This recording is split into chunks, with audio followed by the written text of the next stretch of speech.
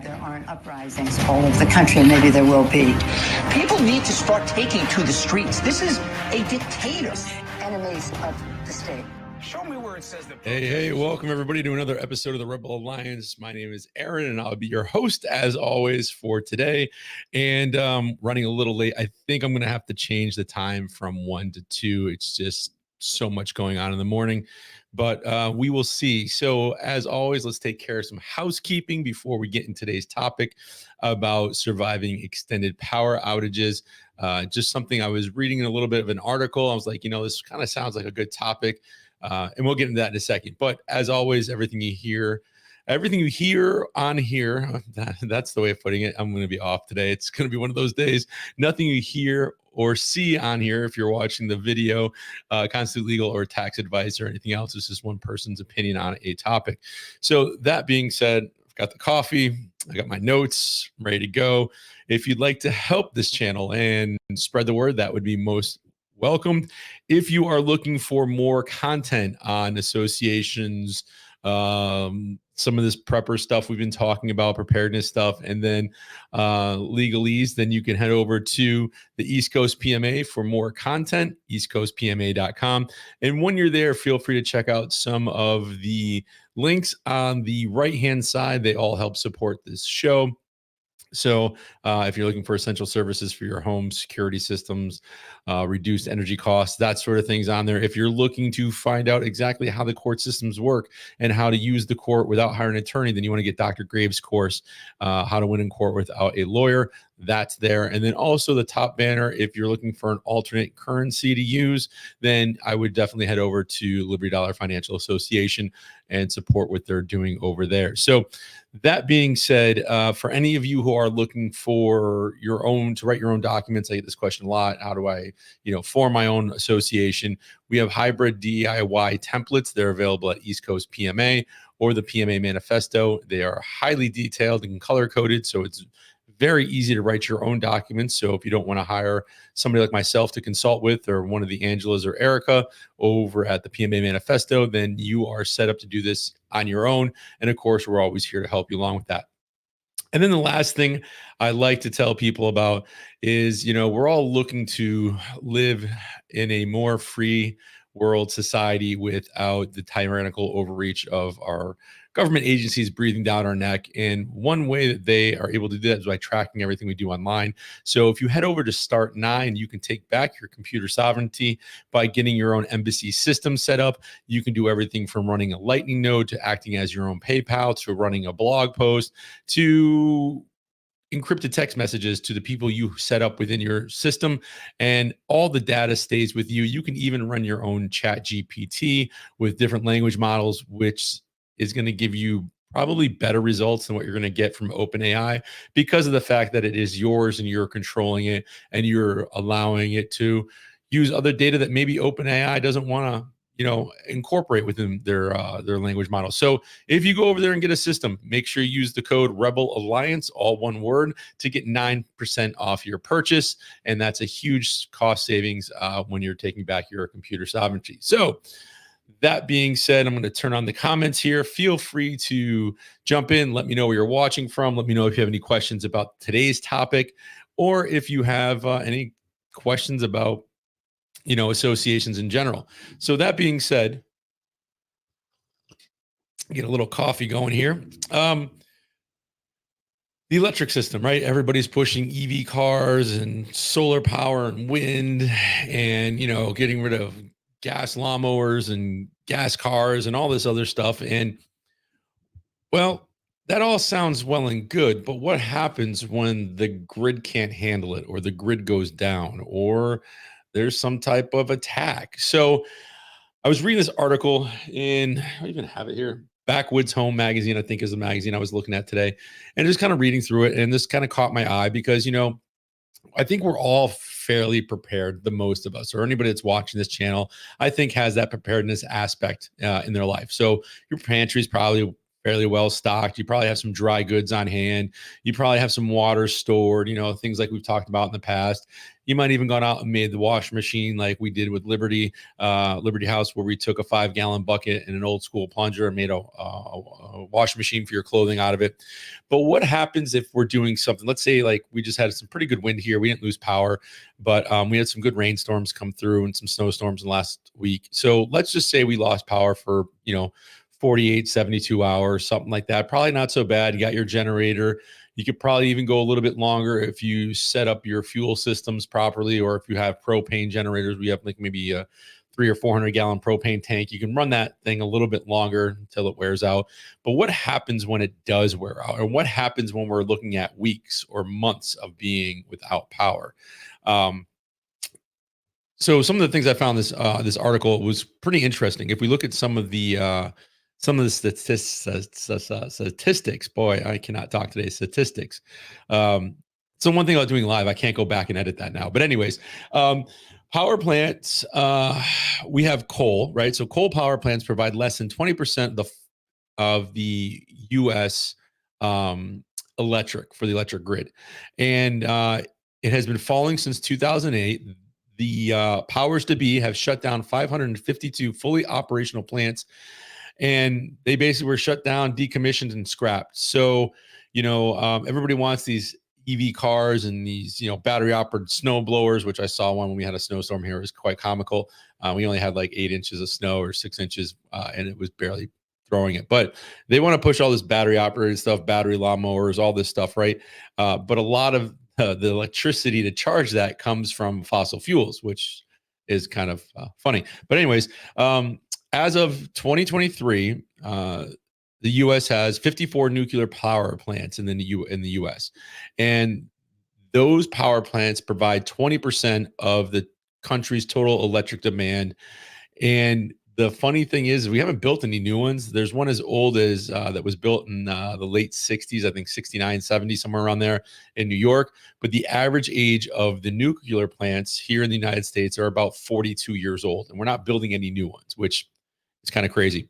So you have that. So you have less coal plants. You have nuclear power plants that probably can't really hold up to the demand. And it only provides 20% of the power for the U.S. And then comes in the gas-fired power plants, which provide 40% of the U.S. power needs to offset the lack of the coal plants that were shut down. Excuse me, the 552 that were fully operational and working were all shut down in around 2008. So we have the gas-fired plants, which is providing 40% of the U.S. power needs. So if you have an EV and you're plugging it in, more than likely that's being charged by fossil fuel. And you might ask yourself, well, where does solar and wind come in? According to this article, solar provides about 3% and wind 9% of the electricity in the U.S. And I know it talked about hydro, but I forgot to grab those stats off it. So what happens when we have this strain and the power grid goes down, whether it's from a physical attack? They're pre-programming with all the movies that are coming out with these, revolutionary type movies. You had Leave the World Behind. That was a big cyber attack. Things happened, so let's just say there's a physical or cyber attack and the grid goes down, right? They take it out, and now we're not going to have the power back on in 72 or 40, 48 hours, 72 hours, or maybe even a week. Maybe we're talking about 4 weeks, maybe 8 weeks, or even longer. What are some of the things we can do to prepare for that? Now, I have been personally looking into, I was for a while looking into a solar system for the house with Tesla battery backups. I just don't think the technology there is for me personally, especially at the price point. It was way more than I expected because my goal was to just kind of be off the grid altogether. And I don't necessarily want to go out and buy a bunch of deep cycle marine batteries and do it that way, which you could. There's a lot of off-grid places that, people bring in their own solar panels. They tie everything together.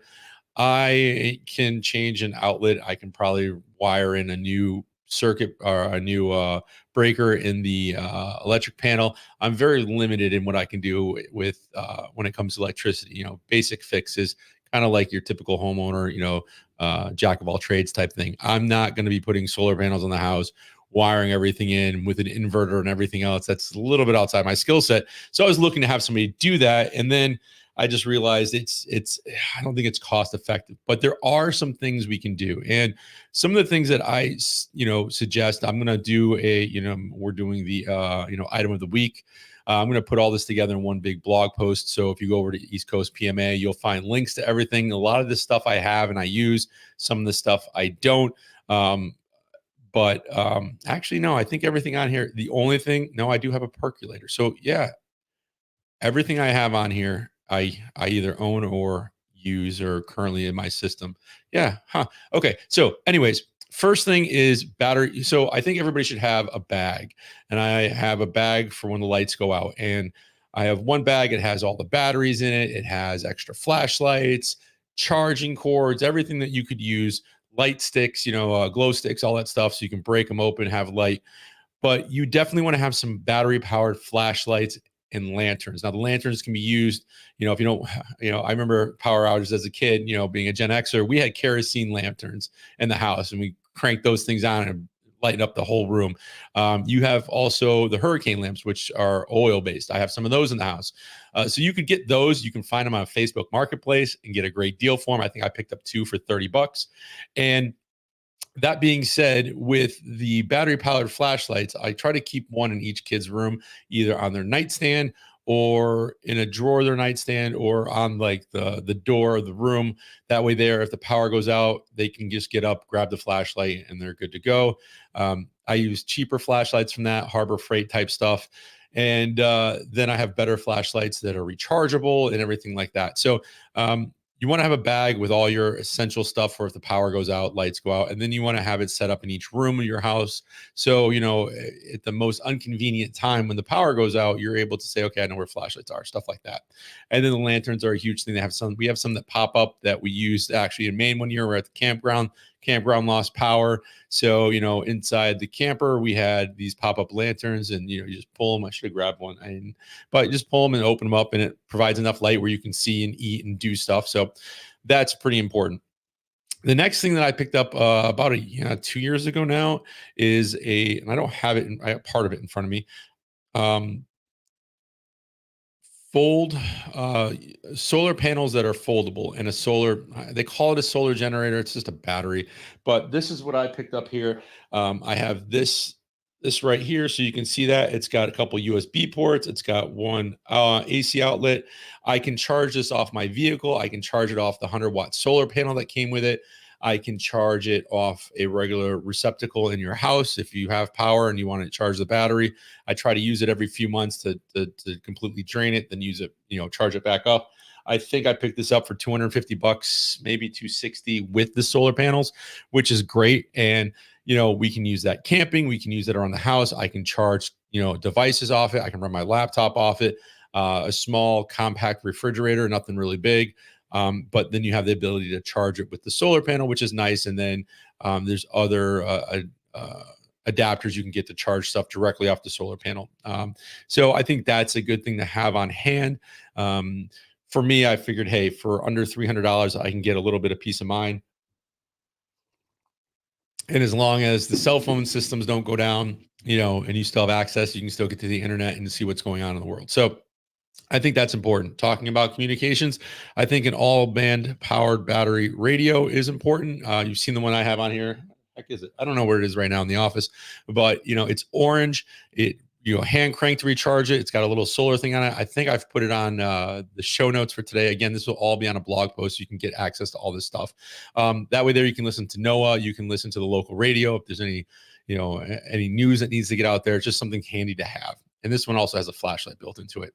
I also have a small 12 volt to 120 volt AC inverter that plugs into like your old, they don't have them. I don't think cars have them anymore. My truck's a 2014, but you remember how like the older cars had like the cigarette lighter? I don't even know I think they just call it an AC port now.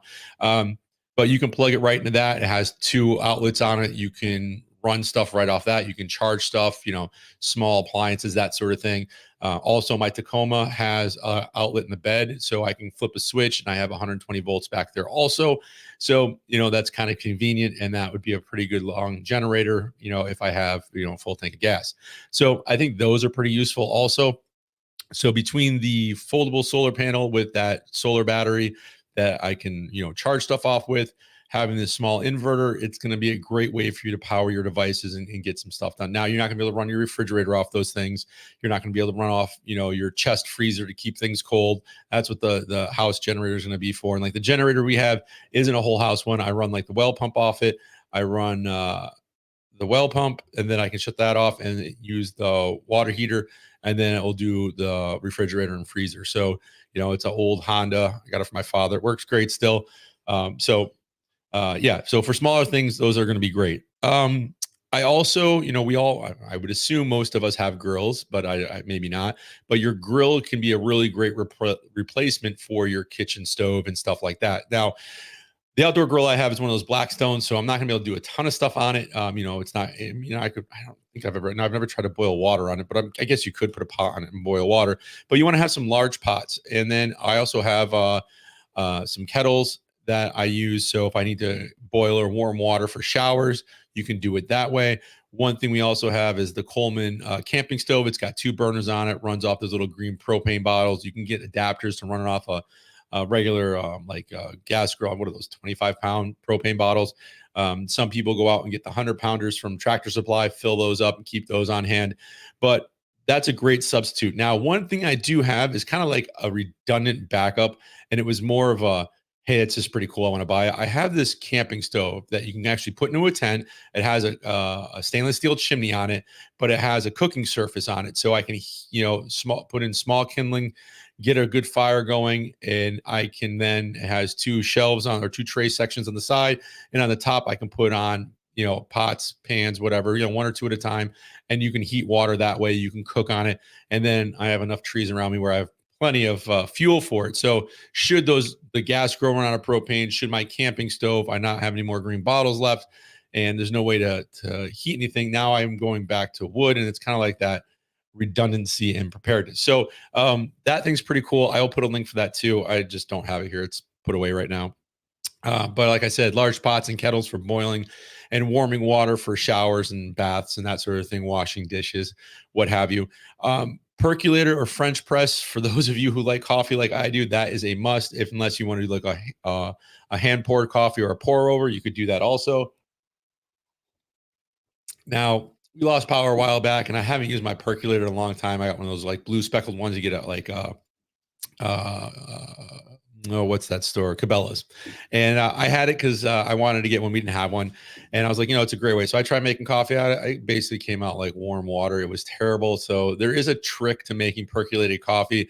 I just don't know it. And I did a terrible job the few times that I've done it. So sometimes I use the French press or the hand poured, depending on what I'm doing. But if you have, I could run the coffee pot off that solar battery generator, or the 120 volt 12 volt to 120 volt inverter, or the back of my truck if I really wanted to. At the time, I just said, let's try the percolator, try to learn some of these things. You want to know how to do this stuff before the stuff happens. So that's important. Now, you can also pick up a battery powered shower that you can use as a 5-gallon bucket. And this is why I say it's nice to be able to heat up water using one of those sources, whether it's the grill, the Coleman stove, or the small wood camping stove that I have, and then throw that water into a 5-gallon bucket that with this battery operated. Basically, it's a little pump with a hose on it with a shower head, and then you can make a shift with some tarps, maybe outdoor shower, and then, or even in your tub if you're staying in your home, and you can just use it right in there if your well pump's not working, or if you're on city water and the water's out, or maybe it's contaminated or it's backed up or whatever. There's options. So that I think is really kind of nice, and because we all kind of want to keep that hygiene going. Definitely wish it's something I had in the field, in the military. It would have been nice. The last thing, this is one I don't have that's on my list of possibly getting, is a 12 volt DC refrigerator or freezers. If you look into the RV camping world, they have these. You can pick them up. I've looked at a few. I haven't bought them yet because I have the generator that takes care of the other stuff. But if you didn't have that and you needed to keep a small portion of food or maybe medication cool, or that sort of thing, you could pick one of these up and have that as a standby should you need it. So I think that's also important. I just want to check to see if there's any comments yet. No comments, nothing like that. But like I said, most people watch the replays of this anyways, and the time difference kind of was a throw off today. But like I said, we'll probably, and I'll put this out in the groups, that will probably be going to 2 o'clock. I just tried 1 o'clock, but I'm trying to get back into the gym now that my shoulder's healed and I can kind of see now that my detached retina is almost fully fixed. So trying to work out in the morning, then doing the show by 1, it's kind of a little crazy. But anyways, we'll see. We're going to be flexible like Gumby here. So last one on the list, and I've talked about this before, is this is all this stuff is great, for extended power outages, but if the cell phones are down and stuff like that, you want to have another way of communicating with your family. Maybe if somebody has to go off the property or go into the woods to get logs or what have you, and that's these little Bowfang radios. I think these things work really good. Let me see if I can get my camera to.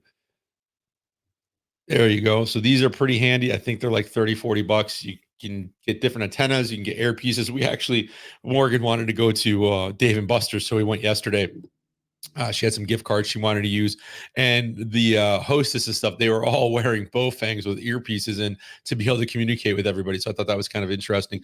But you just want to have some form of communication with your friends and family and stuff like that. So I think a CB in the car is pretty decent. You can get the different smaller repeaters and stuff like that. But these are just some of the things I was thinking about when you start looking at the numbers. You start looking at how old the nuclear plants are, and they only provide 20% of the country's total electrical demand. Gas power plants are 40% of the U.S. Power needs, and then like I said, we had the solar and wind, which is like 3 or 9 and 3%, or 3 and 9% solar, 3 wind being 9, and the pre-programming out there, and it just happened to be this article. It was in the Backwoods Home that I was reading. I was like, this is definitely something I think we need to talk about, because like I said earlier, most of us are fairly prepared if we need food or anything like that. We've had the storage, we have the long-term food storage. Maybe you have a freeze dryer, you're freeze drying your own stuff, and like we do here and stuff like that. But what happens if it's an extended period of time? What happens if it's a month or two and maybe there is a really bad cyber attack and everything gets wiped out and there's no electricity, there's no more live videos? As sad as that would be, I enjoy doing this, and I think we're in the 3rd week now of doing lives. So what happens if something like that? Are we prepared? And I thought I was pretty prepared until the COVID's hit, and then I realized I didn't have enough toilet paper in the house, so luckily I was able to acquire some. But there's just certain things, and this is one of those things where I think, like, yeah, I'm good if the power goes out for a few days. I've got gas to run the generator. But what happens when that stuff runs out and then you can't replenish the gas because there's no more gas, or there's a breakdown in the supply chain? What are you going to do then, right? And that's why I think it's important, if you are preparing for stuff, simple stuff as a winter storm or a hurricane or tornado, if you live in Florida or wherever you are. You want to make sure that you have some redundancies to your systems. And that's, also important to take note is your geographical location. Like we talk about stuff with associations, it depends on the state that you're in. If you are in, southern part of Texas or Florida, where you don't have to worry about your pipes freezing in the wintertime, but as opposed to like myself here in New England, how am I going to keep the house warm enough to keep the pipes from freezing and bursting and stuff like that, to where now I have that damage to have to fix to keep things working? And you could use, simple things as they have, they're like little bug eyes that attach to propane tanks that you can use to heat a room. So maybe you're keeping the room as best you can at 50 degrees. Maybe you're using your wood stove, your fireplace, whatever it is. Those are some of the things you have to think a little bit ahead in time about. So, that being said, I don't see any questions, and we're about 23 minutes in, a little shorter today than normal, but I just really kind of want to bring awareness to this. Like I said, I'm trying to put in some preparedness stuff into this channel on stuff that I personally do, stuff we do around the homestead here.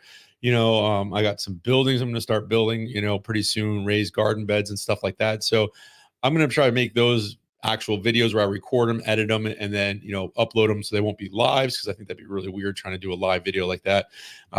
But as I come across things or things that I think about, there's just certain things that you can't think of everything. So, maybe this sparks some interest and makes you think like, hey, we're prepared, but maybe we don't have that hand crank radio to know what's going on with all the weather bands and stuff like that and know on it. Or, hey, maybe having a flashlight in each room at a designated location is a good idea. So if we have young kids or friends over and they know if the power goes out, hey, here's where you can at least get some light to kind of get yourself in order, that sort of thing. So hopefully this kind of sparks some interest and being a little bit more prepared. Hopefully, I wasn't aware of these stats until I read this article. So, it's kind of funny, the whole push for electric cars and everything, but yet 40% of the power needs for the U.S. comes from gas fired plants.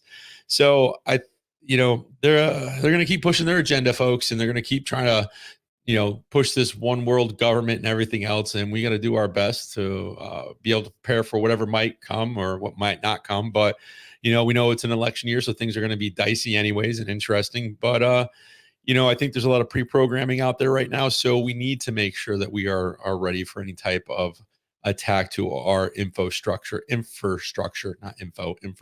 here in the US. So that being said, thanks for watching. I will see you tomorrow. Tomorrow we'll be talking about associations again and some other topics. I think it's going to be a question and answer day. So I'll be going through the Facebook groups and the Telegram group to see what questions are out there, and the YouTube group because people put questions in the comments. So feel free to, leave a comment or question you have, and then we will, get those answered tomorrow. So thanks for watching. I will see you on the next episode. Peace. There aren't uprisings all over the country, and maybe there will be. People need to start